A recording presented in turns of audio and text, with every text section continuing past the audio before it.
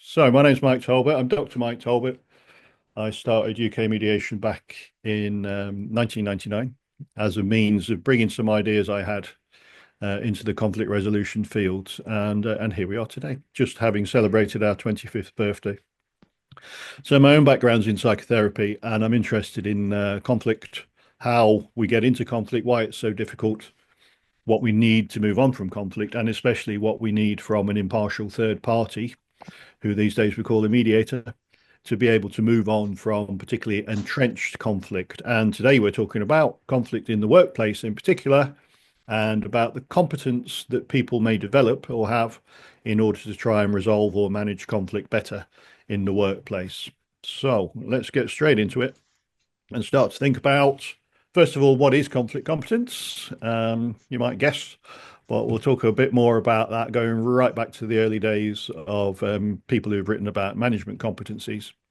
A little bit about where and when conflict happens, and especially talking about practical elements of conflict competence. What is it that we can do in order to better manage conflict, both with you and another person, and also between two people? And then a Q&A.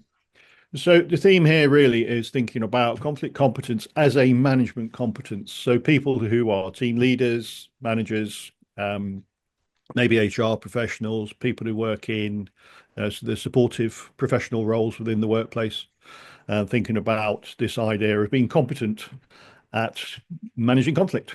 So I took a little bit of a look at the history of management competencies, and I understand that in early management theory, particularly with this fellow Henri Fayol, who was labeled the sort of the father of modern management theory, he talked about functions of management. So let's have a look at this sort of where things started to become more of a science around management competence and around the functions of management. Goes right back to Henri Fayol, which was at the turn of the 20th century. This guy was a mining engineer who, when he began to run mines and to manage people, sort of, this is, late on in the Industrial Revolution, he said, what we need to be able to do is to plan our decision making, to organize, especially with planning and resources, motivate and lead and direct to an extent employees to achieve the goals that he set for his mines in his case. And the fourth one that Fayol identified was about monitoring and evaluating and controlling the whole cost benefit function of the mines. So for Fayol, it's about four functions: management theory of manager. He or she needs to be able to do these four things. Coming forwards a little bit in time, we then get into six competencies. Don't you love these lists? With the American Management Association, who say that competence of a manager or team leader is about being able to, the competencies you need in the workplace are to manage and lead, communicate well, collaborate well, and I'm going to come back to that one, critical thinking, finance skills, and project management skills. So any competent manager or team leader, he or she should be able to tick those six boxes.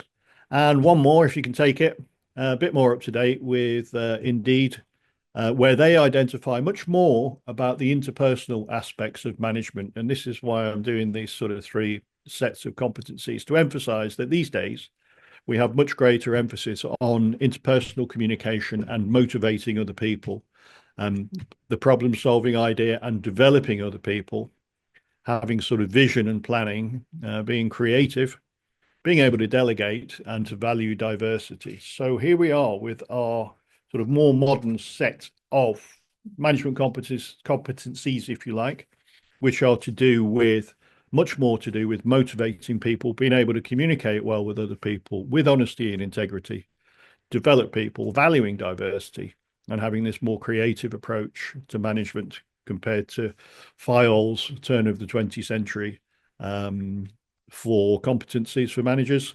We've moved much more into much more people-centered management. So as sort of general management competencies, that's how it is. But let's think about a bit more about conflict competence. So how important is it? Why do we need to think about conflict competence? What's the sort of prevalence of conflict in the workplace? What's the cost of conflict, if you like?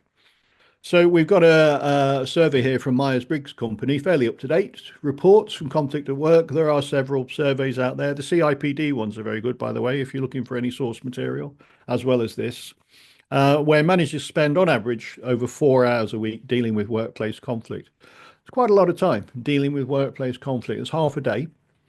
About 1 in 4 people think that their managers handle conflict poorly.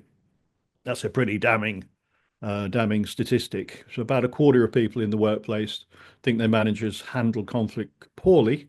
And how prevalent is it? Well, according to the Myers-Briggs survey, about a third of people report dealing with conflict often or very often.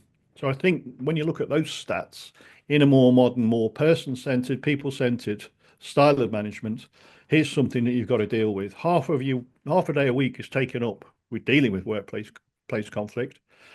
There's room for upskilling. I think it's fair to say if people think that about a quarter of people think that their managers handle it poorly, and it's pretty prevalent in as much as about a third of people in the Myers-Briggs survey, they come across it often or very often. So a lot of it about takes a lot of time up, and managers could do with upskilling in a nutshell. So let's have a think about what are we talking about with this conflict idea? What is it? Where and when does it happen? And I think most of you attending today, those that we know and even those that we don't know, you probably agree that it is all around, but in particular, addressing contentious topics where things come up in the workplace that people have differences of views on. So it might be differences of values, the shoulds and the oughts about how we present ourselves in the workplace, how we behave and conduct ourselves around others, differences in needs, differences in priorities. And I think we can sort of pin a lot of conflict scenarios on these contentious topics, those kinds of differences. Where it comes up in meetings, which might be online or face to face, written communication, especially emails, especially when we use sarcasm and humor, quite a lot of conflict arises. And in our verbal interactions with people, whether it's pre-planned or spontaneous, there can be these can be hotspots. These can be places where conflict comes up. And I think resolving our own disagreements and resolving others' disagreements is similar, overlapping skill sets for doing those two things. But we like to make a distinction between the kind of conflict you might get between you and one other person, and then the kind of conflict where you're expected to resolve, address, or manage conflict between two or more other people. So this is the when and where of conflict. This is how conflict comes to our door. How we address it is up to us, and there are several different conflict styles. People who've trained with us, and there are a few of you on today, you're very welcome. You'd have come across this already in the training, but let's talk very briefly about conflict styles. This is how we choose to address conflict. It may be habitual. We don't even know that we do it. The idea here is that with an awareness of our preferred conflict style, we can choose whether to stay in that place or choose whether to address conflict in a different way. This comes from an instrument, quite a well-known instrument from Thomas and Kilman. We've popped the reference up there in case anybody wants to look it up. That's quite a good online source that we've put there. Use that link. It'll take you to some good free materials. The idea is that when we address conflict, we can either bring ourselves assertively to the conflict, or we can emphasize cooperativeness. Assertiveness is about having concern for our own needs, seeing our own needs as important. Cooperativeness is about having a concern for others' needs, recognizing others' needs, and wanting to cooperate in ensuring that they get their needs met. So in any conflict scenario that you can imagine, whether it's your colleague being noisy, whether it's your communication style of your manager or your reports, whether it's to do with a difference of values or needs or priorities in the workplace, we can give way, or we can insist we have our way. We can meet people halfway, or we can do other things, such as accommodating people. This is where I don't have a very high regard for my own needs. I can put my own needs to the side for the time being and let somebody else get their way. So high on cooperativeness, low on assertiveness. I can just avoid the conflict and think, okay, I didn't hear that, didn't see that. Oh, look, there's a butterfly. We just deflect, we just avoid the conflict. Nobody really gets their needs met because the important discussion to resolve that conflict doesn't happen. What we can do also is get into competition with people. So where there's something that we feel is really important to us, and I'm thinking, okay, here I need to assert my own needs because I want to make sure that this thing falls down my way. My needs are most important here. I'm going to compete with you. And where it's something that's really important or heartfelt, we might well get into a competitive place with people. So I have less regard for your need and rather more regard for my need in this scenario. What we often do is compromise. So we'll meet people halfway. You get some of what you want, I get some of what I want. And this is what we would call the compromise. So it's partly assertive, partly cooperative. Both parties walk away with a shrug. I nearly got what I wanted, you nearly got what you wanted. And the last place, really, which is the one that we need to be able to develop to be able to do, is the collaboration place. This is where we're going to work out by putting our heads together rather than banging our heads together, a place in the resolution of that conflict where I feel like I'm getting my needs met and you feel like you're getting your needs met as well. It's the collaborative approach to conflict. It's what we try and foster as mediators, as conflict resolvers. It's a really good competency as a manager to be able to collaborate with people in such a way that the manager gets his or her needs met, often with the organization sitting on their shoulder. So the organization is also getting its needs met. But at the same time, the employee or report or customer or complainant gets their needs met at the same time. So this is the harder work to collaborate. Doesn't involve giving way, doesn't involve trying to win the whole time, doesn't involve meeting people halfway with the compromise. It's about collaborating so both sides get what they really need. Now, not to say that collaboration good and everything else bad. There's actually a place for accommodation. There's actually a place sometimes where you will give way to people, where perhaps the argument isn't important to you, or you can see that actually there'd be a better outcome if the other person just got their way. Sometimes competition's more important. Sometimes it's helpful just to avoid the conflict. And people say to me, they say, what have you learned over the 30 or so years you've been working with conflict? And if I had to put it in a nutshell, I would say quite a lot, but pick your arguments. There are some arguments that are worth having, some that are not worth having. And I'm sure attendees today would agree, there are times when it's better just to walk away. There are times when it's best to let people have their own way. And a lot of the time, it's a good idea to try and work towards this collaborative place. So let's think about this in practical terms. If that's the theory, let's think about the practice. Bearing in mind these two sort of varieties of conflict that I'm talking about. So conflict about when somebody has an issue with you, or is there something that they want to contentious that they want to work out with you? And then when there's conflict between two other people and you're called upon in some informal way to try and resolve that between those two people. So let's think in practical terms, first of all, about when someone approaches you. So this is what we can call the ambush conversation. The door flies open, in comes somebody who's maybe wagging the finger, maybe speaking in a raised voice, perhaps a bit annoyed about something that's gone on, which they want to bring to your door. What do we do about that conflict when someone approaches you? One of the first things, we tend to go straight for problem solving. Okay, and that's not necessarily the best approach. What people need is to be listened to first, to feel heard, to experience some empathy from you, and to be a part of the solution. A lot of time, not all the time, a lot of the time, a satisfactory solution to a conflict means that both parties have participated. It's the collaborative place at the top right-hand corner of that graph. So actually the manager or team leader or the person who's now being cast in the role of the competent conflict resolver, he or she needs to get their needs met as well. We can't just give way to the individual who bursts into your office. So they need to be part of the solution. What they're probably going to need is a good listening to. What they will experience in such a way that the heat will come out of the conflict if they can experience some empathy, feeling that you've properly heard them with using your active listening skills and your genuine, based on your integrity and honesty with them, which was one of the things that came up earlier, to properly feel heard and properly feel that you're ready to collaborate with them. And then we have this little sort of acronym from some management work back in the 90s, LEAP.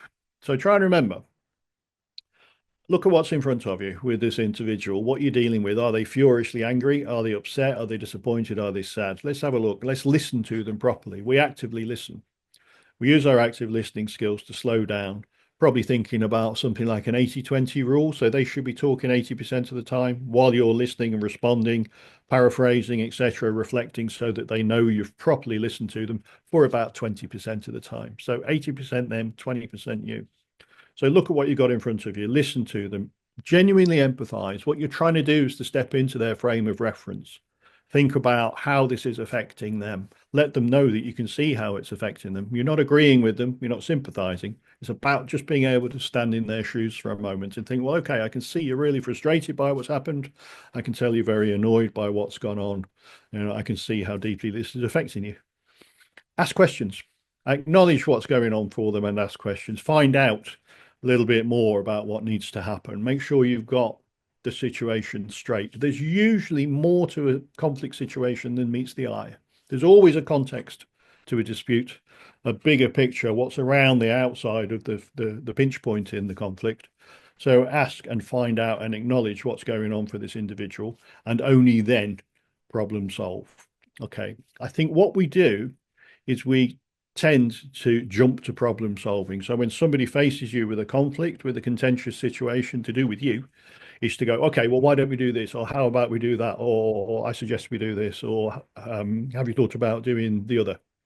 When actually what the person needs is all that other stuff first, to be heard, to feel some empathy from you, to feel like they're being involved, and for you as the person who's going to initiate the problem solving. When you've done all that, you need to get your ducks in a row and make sure you've asked and acknowledged exactly what's going on for them before you start getting involved in this collaborative problem solving exercise. So that's when somebody approaches you, the ambush conversation, with a contentious issue that's to do with yourself, and which you need to sort of have a think about using the leap, and not doing plea. Plea is where you problem solve first. What we need to do is put problem solve at the end. Second scenario that we come across all the time in the workplace is when you need to raise something difficult with another person.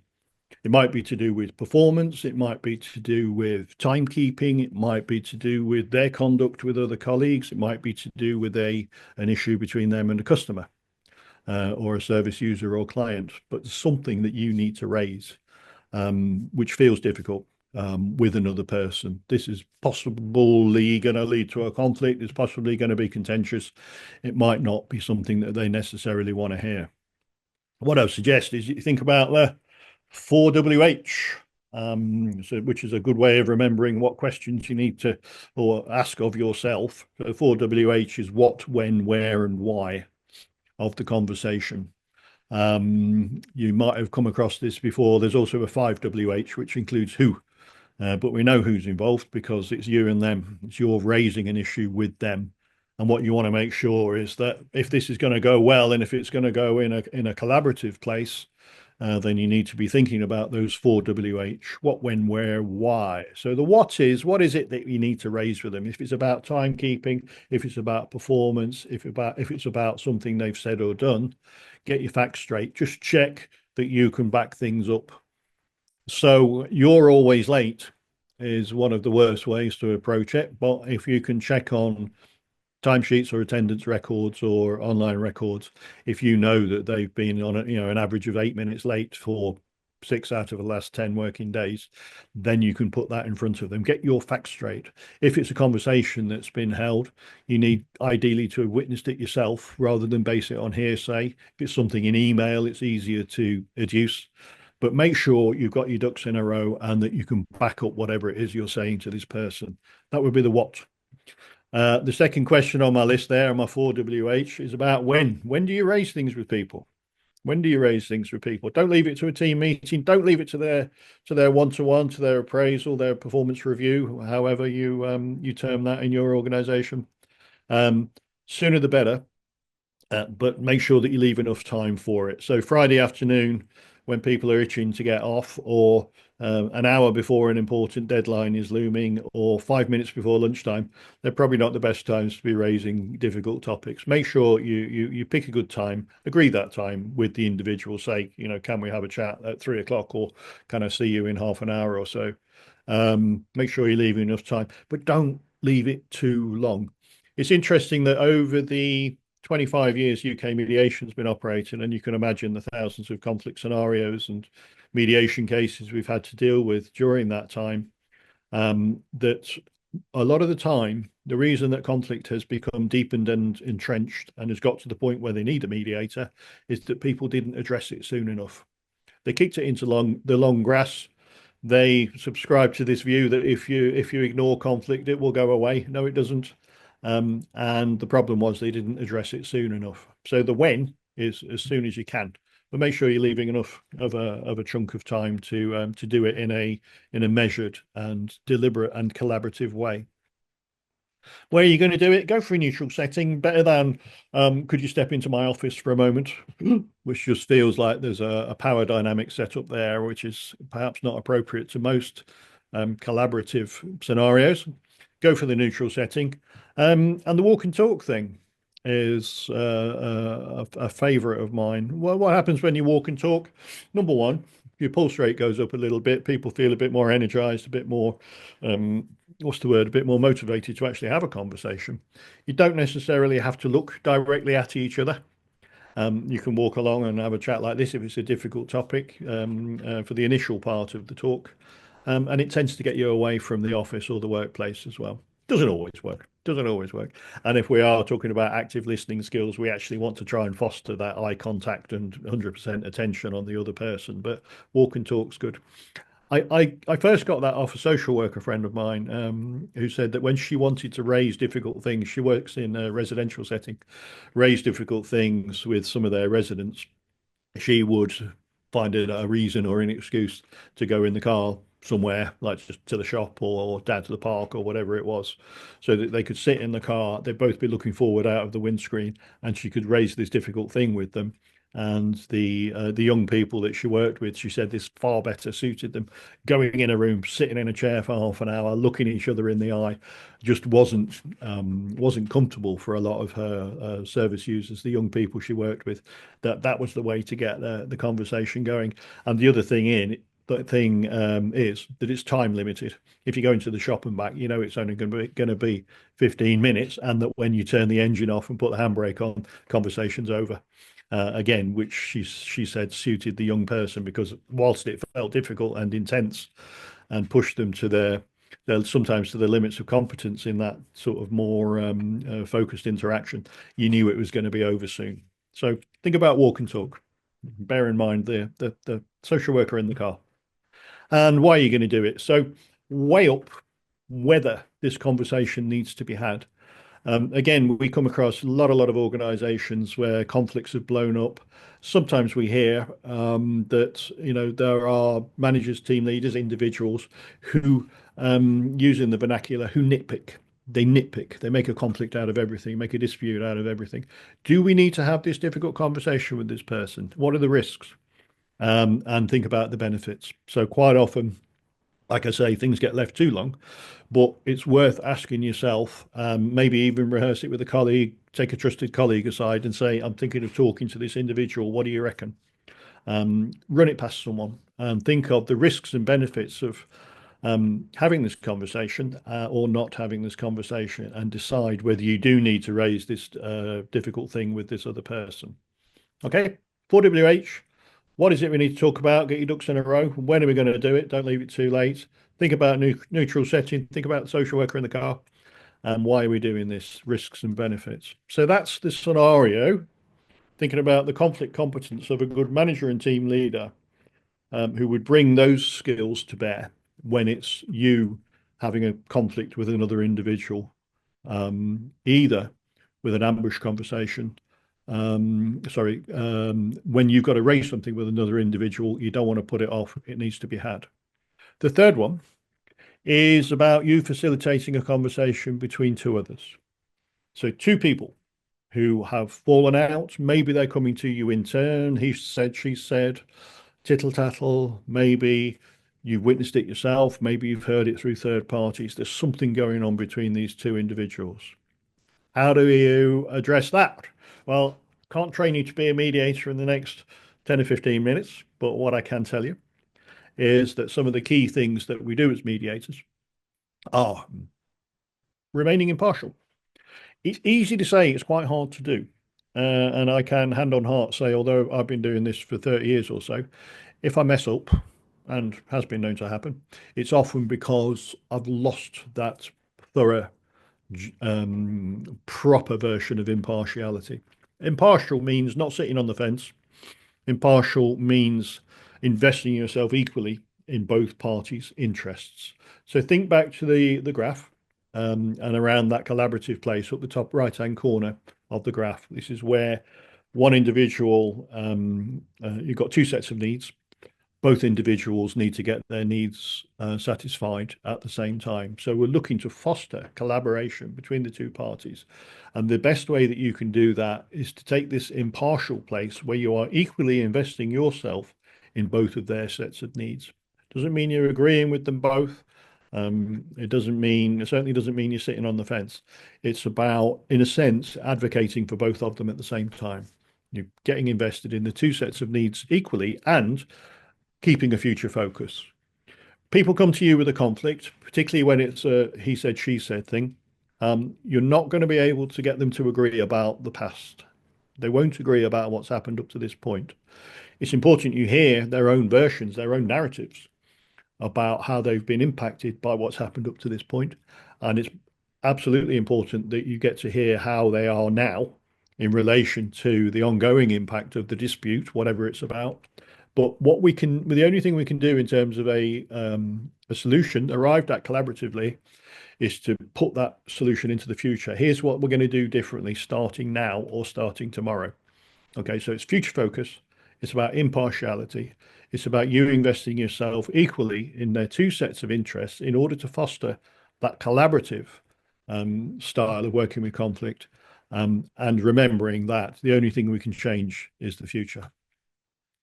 We treat them equally. So it's not just about feeling impartial, it's actually giving them equal time to speak. It's making sure that we give them both a fair crack of the whip, making sure that however you set the conversation up, if you're trying to facilitate a conversation, that you allow them the same privileges. And generally, it's going to work better if they attend on their own for a facilitated conversation and speak for themselves. And people sometimes say, well, I want to bring someone with me, or I'm entitled to have a colleague or trades union rep with me. And so this is a pretty formal process in which we're going to treat both people equally, bringing your competence as a good team leader and manager, being able to address the conflict, not to be frightened of it, and making sure we both are impartial, investing ourselves in their two sets of interests simultaneously, but also behaving exactly the same towards the two of them in your language and in your conduct towards them as well. What's a good idea to do if you ever have to facilitate a conversation between two people is to hear from them privately first. So door shut, a few minutes with each of them, same amount of time, just come back to that second bullet point. We're making sure we're giving them the same time, treating them exactly equally, but have a private conversation. Let them know that this is an informal, pre-formal approach to trying to resolve whatever's going on between the two of them. Think about your listening skills. Think about some of the stuff that was there in LEAP. So listening to the parties, making sure you empathize with them, asking what's going on, acknowledging how they've been affected by this. And then our problem solving bit on the LEAP is the problem solving comes by getting them together and making sure that they have a conversation that we try and make collaborative, that we keep it based on needs and interests, that we keep it in terms of away from accusation and blame, more to do with how are the two of you going to make sure that this situation is improved to both of your satisfactions. How can we get to a place where the two of you walk away feeling that you both got what you wanted? There's a bit more to it, but that's the gist. So hearing from people privately before we get them together, and letting them lead on the terms of the resolution when we do get them together. So making sure that it's they who come up with any solution. So what we're trying to do as mediators, working in the way that we work, is fostering collaboration, It's about fostering a future-focused, some say win-win, not so keen on that because it makes it sound competitive, a both gain solution. So when we get two people together, they should both walk away feeling as if they have gained from the conversation. It's not that anybody's lost or won. Nobody was right or wrong. It's a both gain situation that you've set up. Individual meetings with them first, individual chats, wouldn't even call it meetings. And then if they choose to, it needs to be voluntary. Get them together around the table, door shut. I would allow at least an hour for around about an hour would probably do, and get a conversation going between them, treating them both equally, concentrating on their needs and interests, not on their allegations and blame focused, finger pointy comments, bringing about this collaboration so they both feel that they've gained from the conversation. Okay, obviously there's a lot more to that, and I can't train you to be a mediator or a conflict resolver today. But bear in mind, these are some of the competencies. Keeping in mind the collaborative position, keeping in mind three different sorts of conflict. Really, it's where you've got the ambush conversation. It's where you need to raise something difficult with a party. It's the second one, and the third one is when you need to facilitate a conversation between two others, concentrating on needs and interests, and then all the other stuff I said.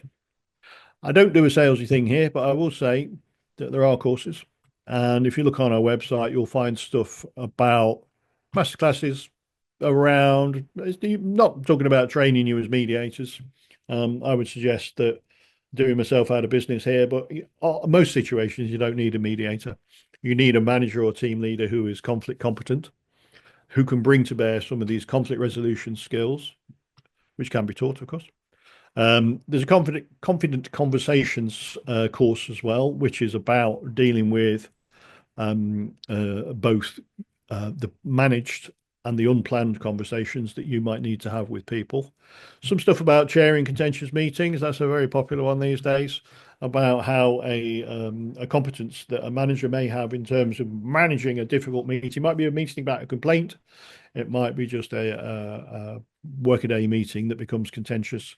And the last one is about managing the hard to manage, which does what it says on the tin. And we've popped a link into the chat box there. That's the end of the sales bit. So if you've got any questions, either put your hand up or pop it into the chat box down there. I'll keep an eye out over there. And you follow that link if you want to have a look at any of the courses. But I do also, I'll leave this bit of time for anybody to pop their hand up if they do want to say anything. Quite often people put stuff in the chat box more than put their hands up. Okay, what we're going to do then, I'll just talk about upcoming webinars. And what we'll do is, I want to say, we started this thing about to celebrate our 25th anniversary. One of the things was conversations with the mediator. Lots of comments in the chat I'm going to come on to in just a second. But I'm quite excited about this one because when we started conversations with the mediator, we began it with some members of our own panel who are highly skilled, very experienced mediators that we have on our affiliate panel. And then other people came along and said, oh, I'd like to do that. I'd like to do that. So the next one we got lined up for Valentine's Day, I'm sure there are puns available there, is with Michael Lang. And I'm sure some of you have heard of Michael Lang, a guy from the USA, lifelong mediator, worked with conflict resolution the whole of his life. Fascinating guy. He's going to be joining me on 14th of February for a chat. So basically, it's a chat online where you can come and spectate, chip in if you want, maybe ask questions of Michael. And we'll talk about his stuff, which is very much to do with reflective practice as a mediator, which is something I am a massive fan of. I mentioned right at the top, I've come from the psychotherapy field myself, where reflective practice and ongoing critical self-evaluation are essential. And I think they're essential for mediators too. And this is Michael's life work. So we'll get to hear about that on Valentine's Day in our conversation with the mediator. And I'm just going to go back to the chats here because I don't want to leave people hanging. And quickly now. So a few thanks. Thank you as well. You're very welcome. We've got one from, here we are, Etin. Sorry for getting your name wrong, Etin. When a trade union rep attends the one-to-one, do you tell the other party? Yeah, if we're doing these informal resolution meetings, like I was saying to Mags just a minute ago, we wouldn't be having trade union reps there anyway. So, and were it to get into that sort of a thing, we're possibly into a mediation, in which case we've crossed a line and we need to have a more explicit understanding about confidentiality and liability. We're into something slightly different. It's the difference between what I'm talking about today, really, is using mediation skills with a small m to enhance your competence as a manager or team leader. When we're over a certain line where we need to explicitly contract confidentiality and lots of other things need to happen, we're more into mediation with a capital M. So Eaton, it's a slightly different animal, and we have also in mediation we have people attending for themselves, attending on their own and speaking for themselves. Occasionally, you might have somebody accompanying the party just in the one-to-one meeting, pre-discussion with the other party. But the way we work, we wouldn't have the trades union rep present at the joint meeting between the two parties. Wouldn't have anybody else present, with one or two rare exceptions. So the question is a very pertinent one, but it's very unlikely a trade union rep would be there anyway. Okay, thank you for that. A couple more comments. Do you have any examples of turning around where you recover from a poor start? For example, you tried to leap, but it hasn't worked. I like this. Would you try again or ask for support from a colleague? What if someone's entrenched views, either the employee or the manager side? Okay, well, I like that question. So let's so we've tried this informal approach where we've listened to the party, we've empathized, we've asked and acknowledged, we've tried to do some problem solving, hasn't worked, and we want to go again. I would say I would refer it to mediators in that case. That would be a classic example. So if you have your own internal mediators, Anna, that would be the precise point I would refer it for more structured, more explicitly contracted mediation. So you've done your best as a competent manager, a competent manager, to resolve it in the room, door closed, hasn't worked. Think about referring to mediators. If you've got your own, that's great, or external mediators otherwise. So I hope that's helpful, Anna. And then we've got one here. The handle is JSP Phil Osaji. So Phil, how do you manage remediation when a husband and wife, okay, so we're into a slightly different field here, are only focused on their pain and not the partners? Okay, not a short answer to that one. The answer is train as a mediator, Phil. Sorry, but sometimes it's about thinking about how valuable to them is getting a resolution. What's more important to them? To be able to have the catharsis around their own pain, to be able to use this as an opportunity to get everything off their chest and let the world know how they've been wronged and hurt.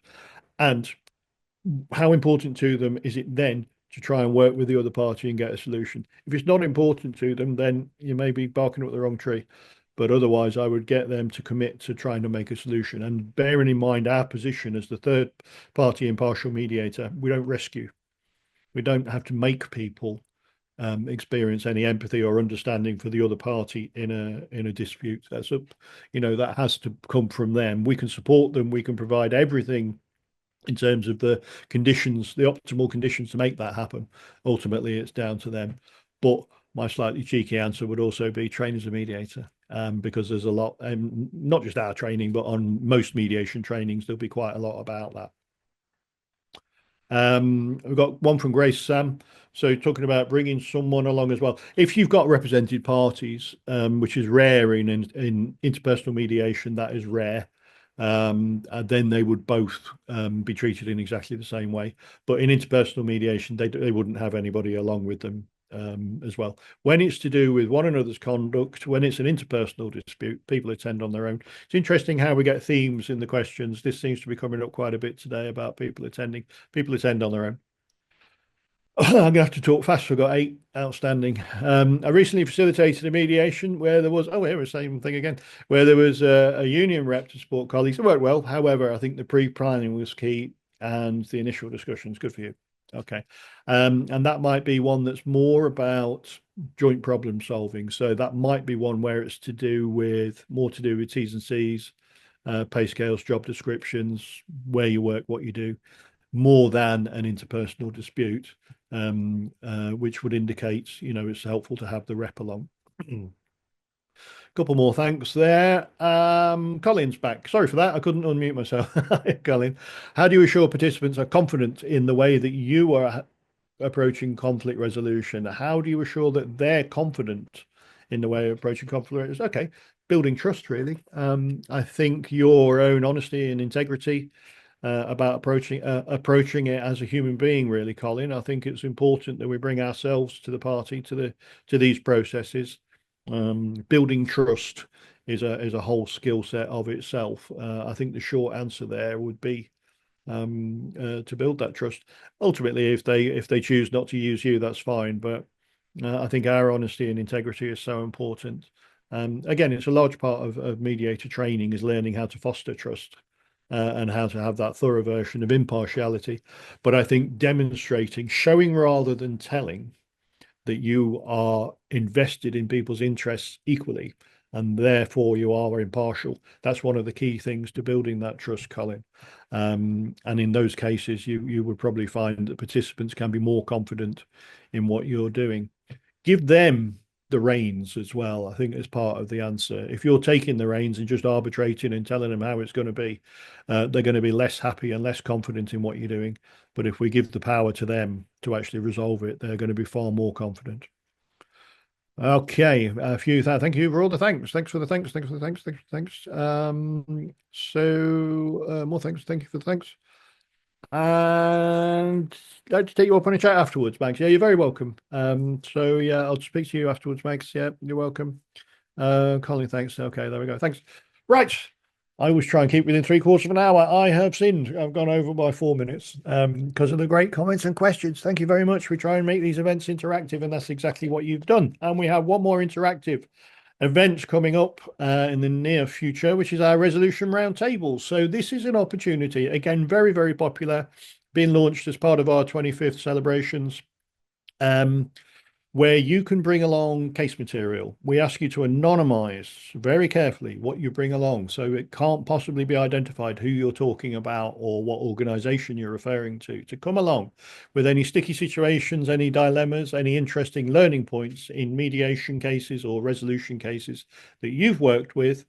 I will offer case supervision. I will offer some consultative support to try and help you, if I can, with the cases that you bring along. But it's very much about focusing on your work. I'm not doing a presentation or talking at you in the resolution roundtable. It's very much about your case material. Bring it along, discuss it with fellow attendees, discuss it with me. If I can help, I will. If other colleagues have heard about situations that you're referring to, they can chip in as well. It's a nice interactive forum. It's been extremely popular. It's another one that we get 100 or so signups for.